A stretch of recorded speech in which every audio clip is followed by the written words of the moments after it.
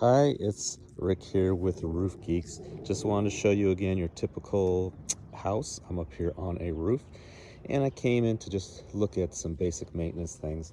Um, this is the kinds of things we'll find where your mortar joints are cracked. That happens quite often, almost every year.